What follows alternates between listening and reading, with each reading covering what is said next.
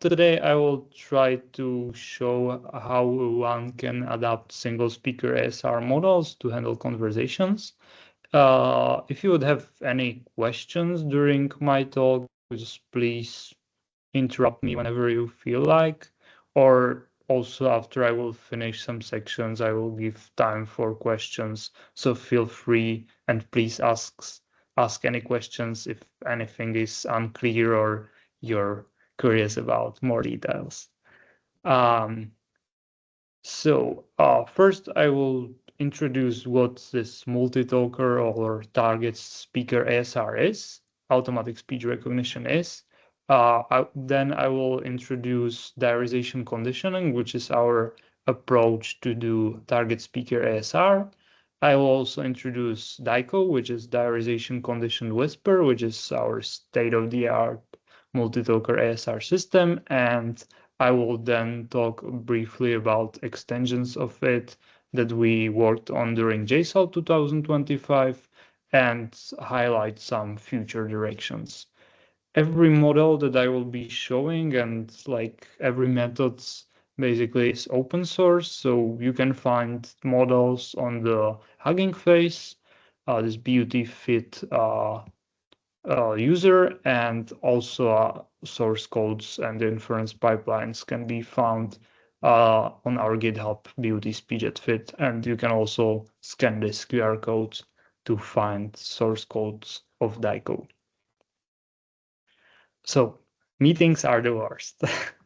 Not only they are long, but also very, very hard to transcribe.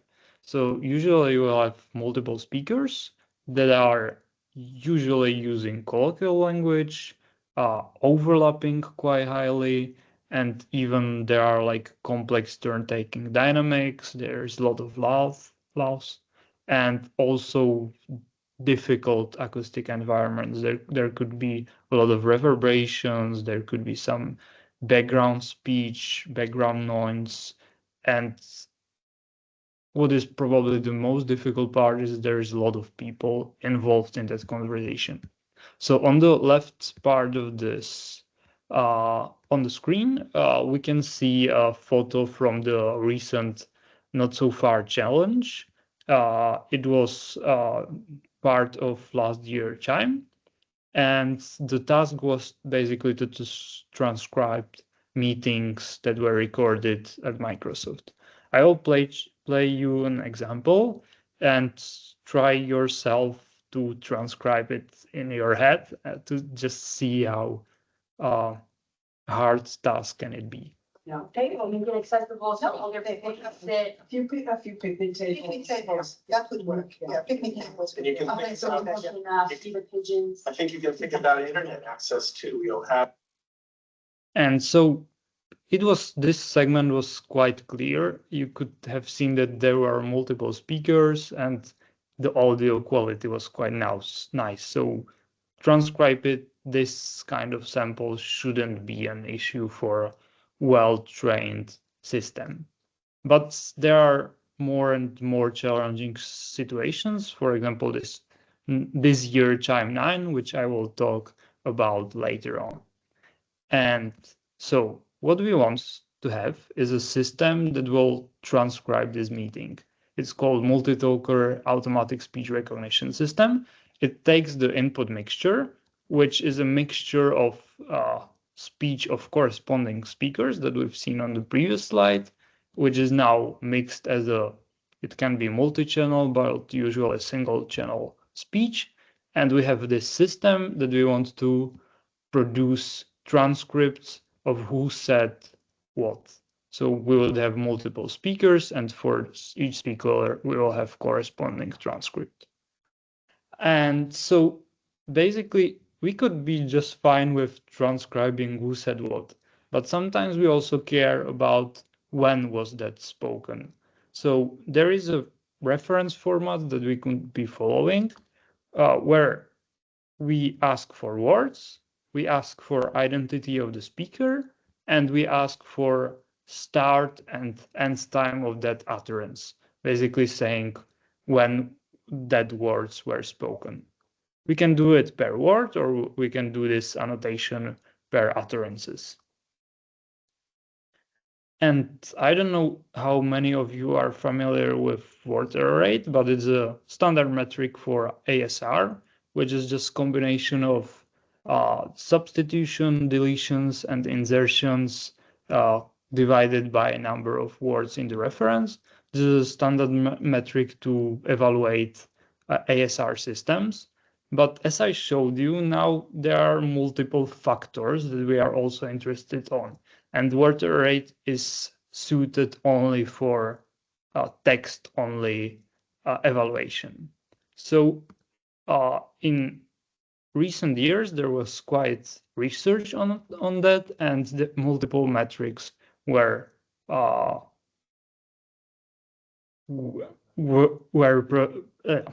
multiple metrics came up. First of them is ORC word error rate, which is very similar to word error rate in a sense that it only measures the speech recognition, only the text, but it all allows also for all different permutation and around speakers. So there is no way how we can sequentialize our size system hypothesis. We allow it to be permuted also in the time. There is also CP word error rate, which cares about speech recognition, so words, and also speaker attribution. So what we do, we concatenate per speaker transcripts and then find the optimal permutation between the hypothesis and reference speaker attribution. Next of them is TCORC, which now builds on top of ORC and add also the temporal constraint. So on top of ORC, we also punish the system if the end and start timestamps are incorrect. Usually we would use some color, let's say 5 seconds. So if the end time would be more than 5 seconds off, we will count this as an error of the system. The last one that's commonly used, and probably this one is most famous and mostly used, is TCP word error rate, which combines all these factors and cares about the transcript, so words, speaker, and also temporal alignment. During the next slides, I will mostly use the TCP word error rate. Everything clear? If no questions, I will continue. So there is a very nice toolkit for it if you would be ever interested in like conversations and evaluating multi-token ASR system. It's called MeetEval, and you can see example of output of this system. So there are multiple columns, each for a speaker, and on the left-hand side you can see the reference, and on the right-hand side you can see our hypothesis. By the left, we can see deletions. By orange, we can see substitutions. And by the blue, we can see insertions. So basically, you can see here that some temporal alignment is allowed in here in the speaker 3729. And the community is using this toolkit, so it's very nice if you want to find out what your system is failing on and how you can improve it just very quickly. And how this multi-token ASR system works, how they are usually designed, I will just highlight on now. So as I said, we want transcript per speaker transcript from the input mixture.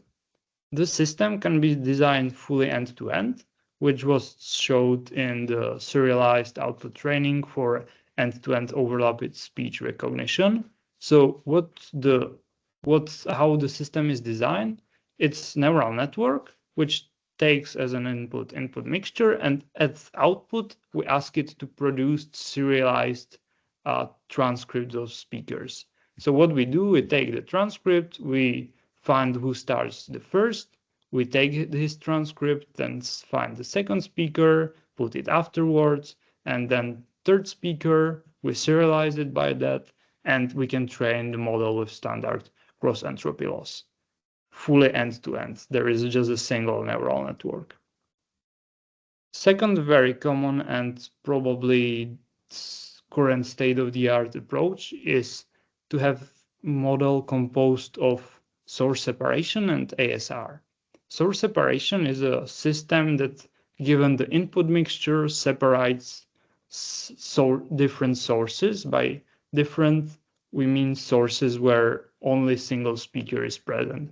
So this left input mixture would be now split into the red, which would be, let's say, speaker Mary.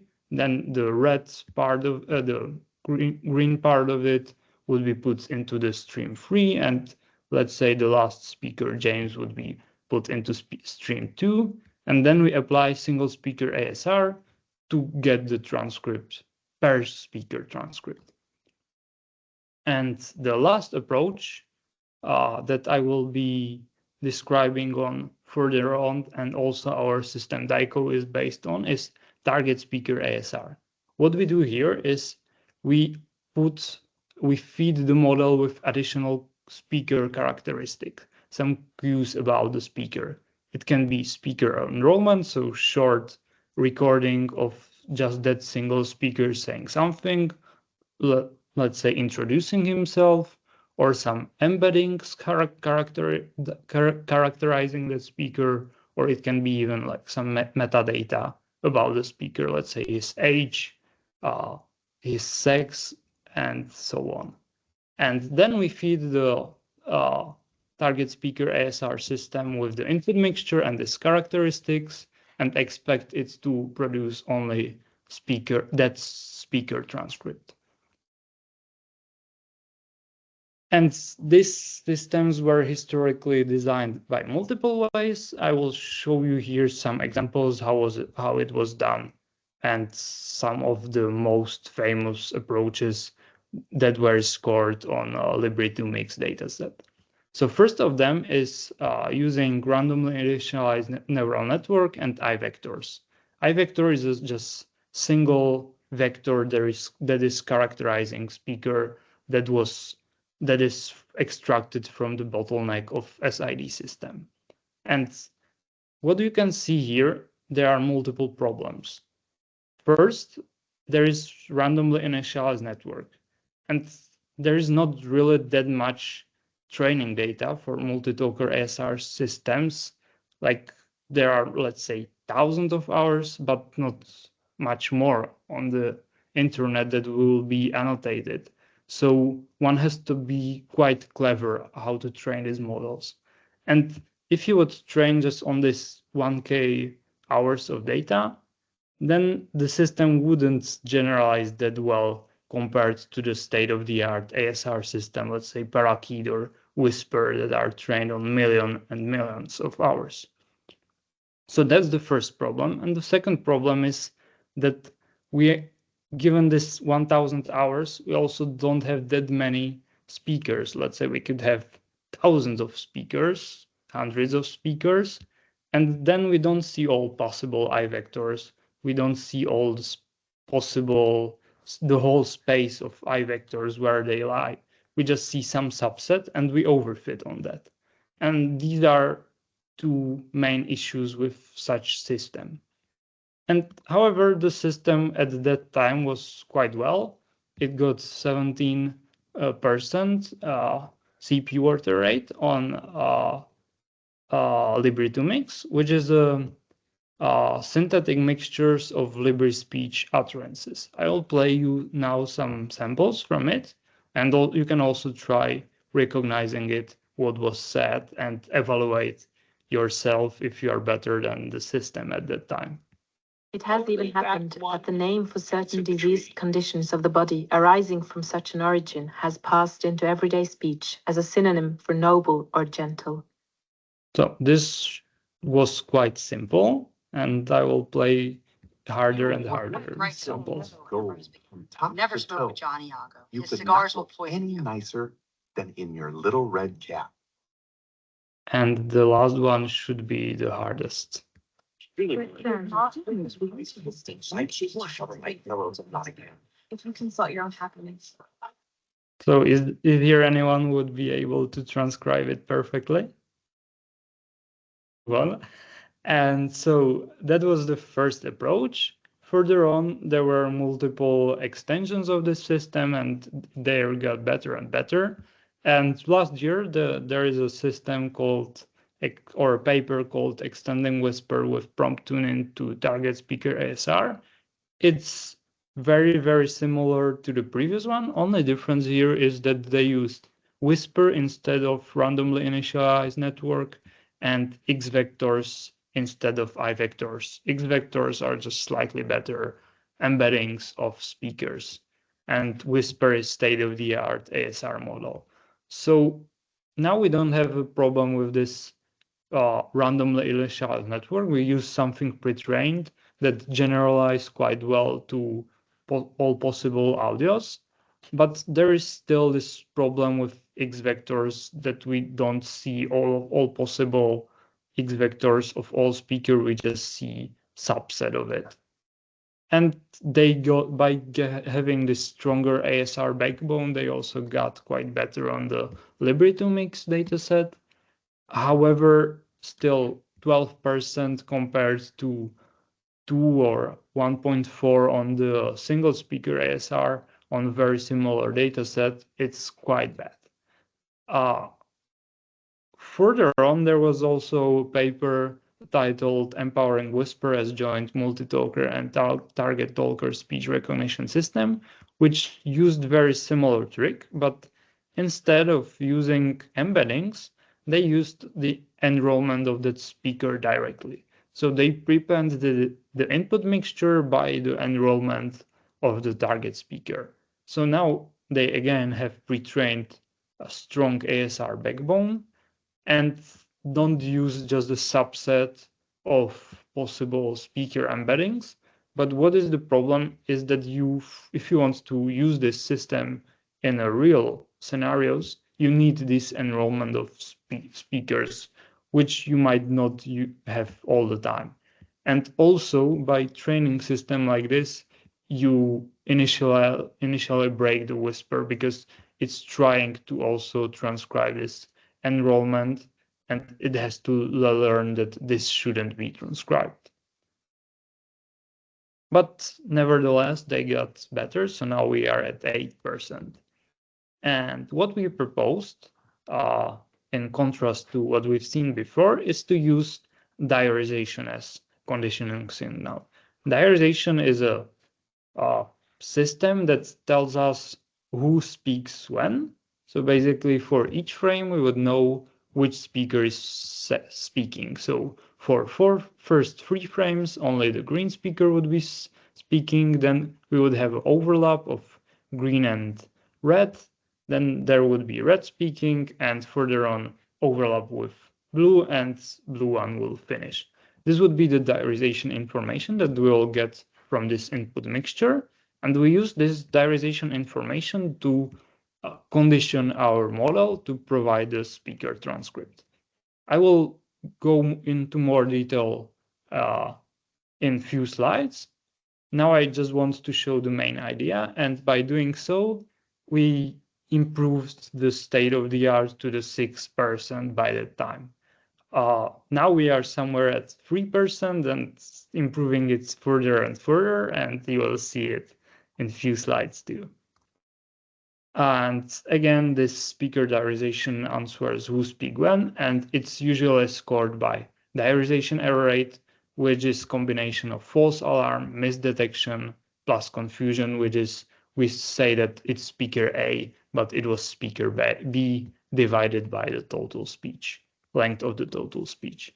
State-of-the-art diarization models usually are based on this local END VC style, which local END is a neural network that's trained on shorter chunks, let's say 8 seconds, to produce local decisions of who's speaking.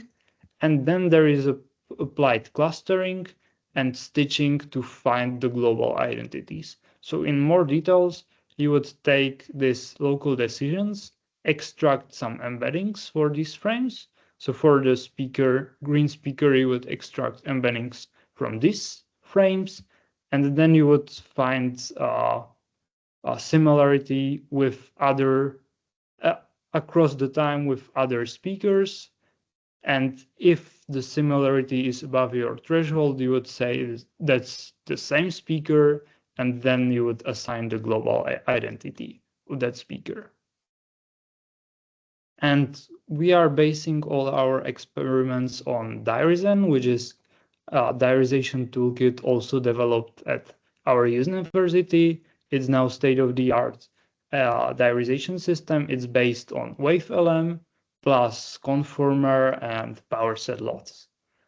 Here you can see some numbers. Basically, in June, it was on par with state-of-the-art, and now it's much, much better. And so how we can connect the diarization into our target speaker ASR system. So again, we'll be using this whisper, and we'll get from the diarization these decisions of who's speaking when. And how do we feed it into the whisper? So as you might from the diarization get up to n speakers, and you don't know how this n be high, you cannot really bound it. We propose this target STNO mask, which is probability of silence, target, non-target, and overlap at current frame. So for this example, we would see that if our target speaker is Mary, first 3 frames, there is just Mary speaking. So into our STNO mask, we would put here probability of 1 for the target speaker. Here I will binarize it to 1 and 0 to simplify it. Then for the last frame, we see no one speaking, so that would be silence. Then for the frames 5 to n minus 1, there is non-target speaker speaking. And for the 4th frame, we can see that there is Mary with James speaking, and they are overlapping. Thus, there is this probability of overlap for the 4th frame. And this is agnostic to the number of speakers. So even if we got 20 speakers, we can still use this and train the model on that. So if when we test it on different data, we still get very similar input to the model. So we have this STNO mask, and we have the whisper. Whisper is encoder-decoder ASR model, which is based on the transformer. So you have multiple layers of the transformer in the encoder, and again, multiple layers of transformer in the decoder, where you also have cross attention, and you attend to the encoder hidden states. And we keep the decoder intact. We only adapt the encoder, and we do it by proposing the FDDT, frame level diarization dependent transformations. What do these layers do? They take sequence of input embeddings and project them by 4 different transformations, each corresponding to one of the STNO categories. So this transformation would be specific for silence, this one for target speaker, this one for non-target speaker, and this one for overlap. And then we convexly combine these outputs of this transformation given our STNO masks. So doing so and summing everything together at the end, we will get this output sequence. But now you can ask a question. If we do something like that, we will initially break the model, and it won't be any better from the enrollment conditioning that we've seen before. So for that very reason, we introduce this identity initialization. So basically, all these transformations are just identities. So what if we initialize our system like that? At the very beginning, whatever comes in also is appearing at the output. But we found out that there is even better initialization, which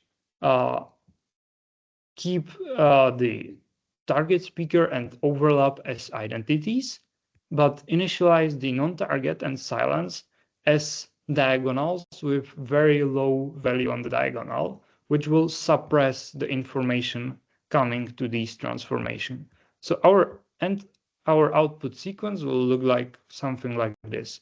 The first 4 frames would be kept unchanged, and remaining ones would be suppressed to values close to 0. And this is the initialization of the model. So if we get the mask like this, we would basically remove everything that was red or blue and just keep the green frames. And we do this suppressive initialization at the first layer of the transformer, and everywhere else we keep the identity initialization. So at the very initialization, our model is much better than what you would get at the first approach that I was showing you.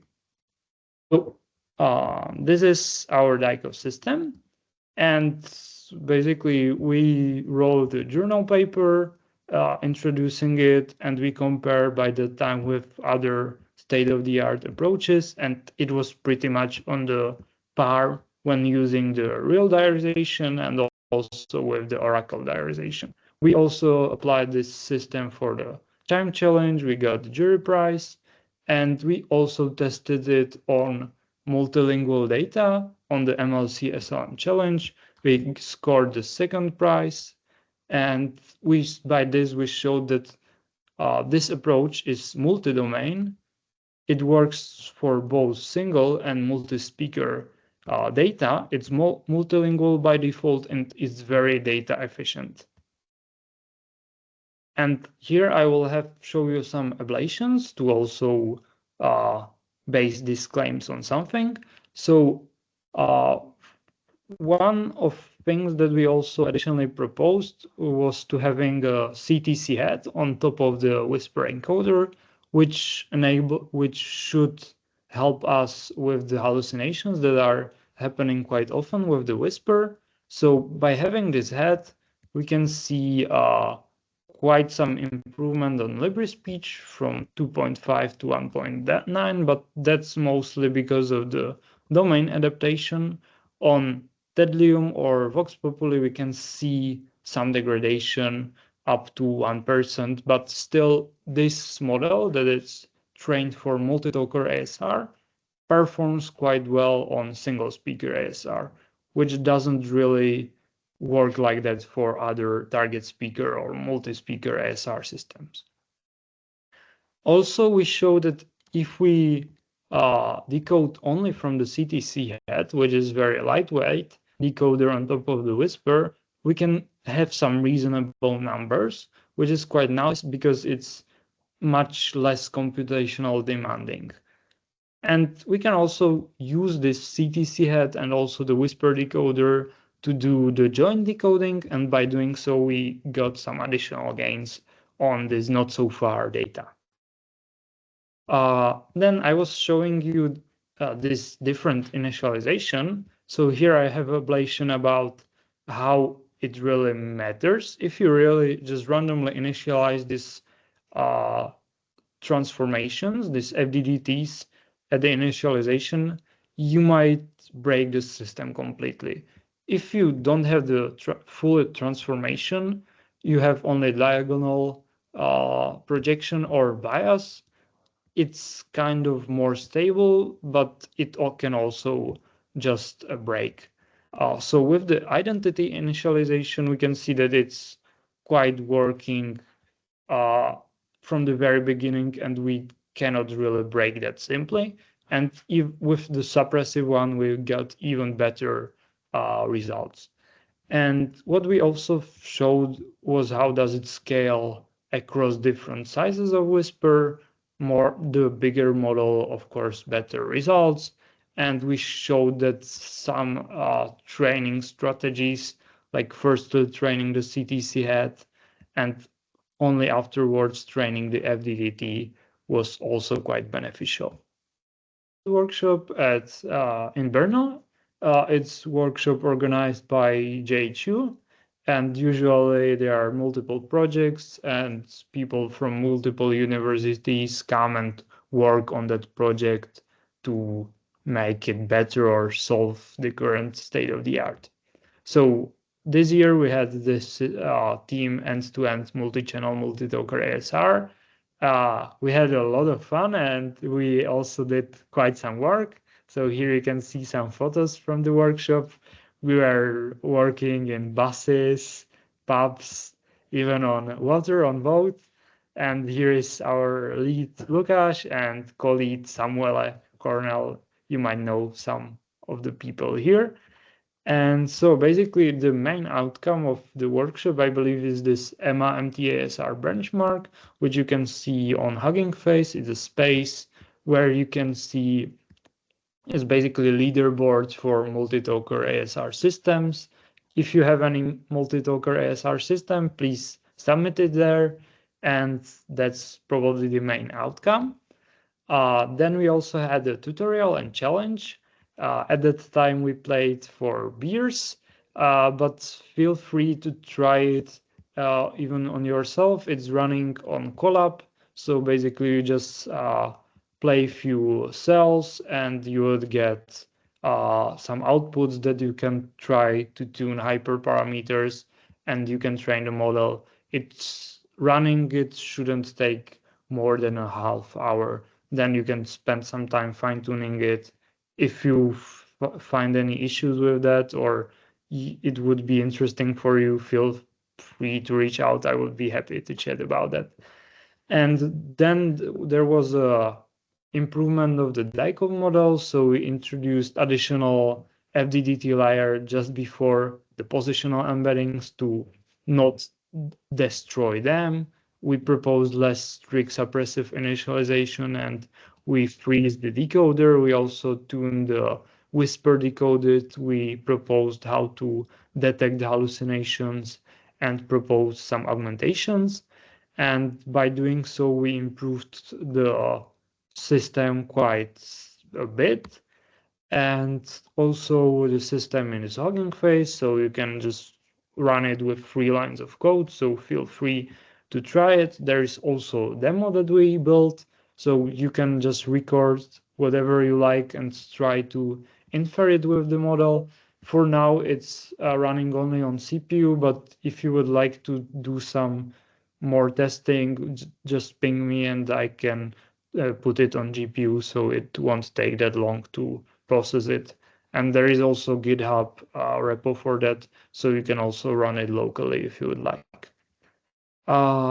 Then the problem in the STNO is that if you take 3 recordings and just sum them, as I showed you for the Libri2 mix, given their STNO mask, which would be saying now the target or silence, if we sum them, we would get something like that. For Mary, we would get this STNO mask, for James, this STNO mask, and Michael, this STNO mask. Please see that they are very similar. And if we compare James and Michael STNO mask, there are just 2 frames where they differ. Basically, they are saying there is overlap and then there is non-target speakers speaking. So there is not really much information about target speaker. So that's a problem of the initial system. And what we proposed is to use additional enrollments to condition the system. So what we do now is we have also one more branch which takes the input mixture where our speaker of interest is dominant, and then we use cross attention and MLP to further condition the system on this enrollment. By doing so, we again improve the system, and we also have a paper for ICASP this year showing that basically we are still on the state of the art. We are still on par with the state of the art as of September 2025. We also did some experiments about turning target speaker ASR into multi-talker ASR. So basically, we would now have multiple branches of target speaker ASR, and we would design some communication models which would communicate between these branches of target speaker ASR processing different speakers. and this was also showing some gains. And I will work on that probably after New Year, so one more paper to come. And there were few other works. One of them was reusing DiCoW for serialized output training. So I showed you previously the serialized output strategy where you serialize transcripts and then train a single model to do the multi-speaker ASR. So we also did quite some experiments on that.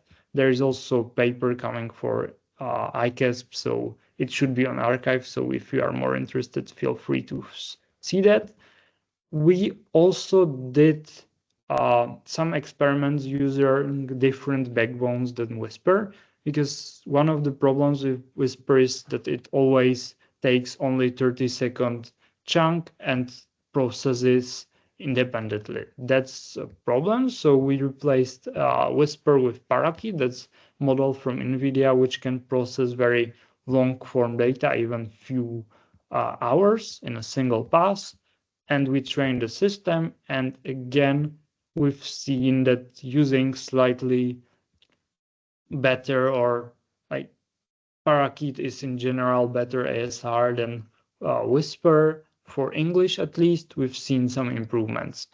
We did also some more experiments, but given time constraints, I will just skip it, and I will showcase some future directions. One of them is to making DiCoD streaming. So for now, you have to submit or like have the full recording and then only process it.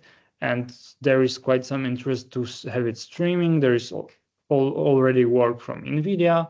We are also working on audiovisual target speaker ASR, which is part of CHiME-9. So if this topic was somehow interested for you, consider participating. And also, I will be working on joint fine-tuning of target speaker ASR and diarization and integration of LLMs into this framework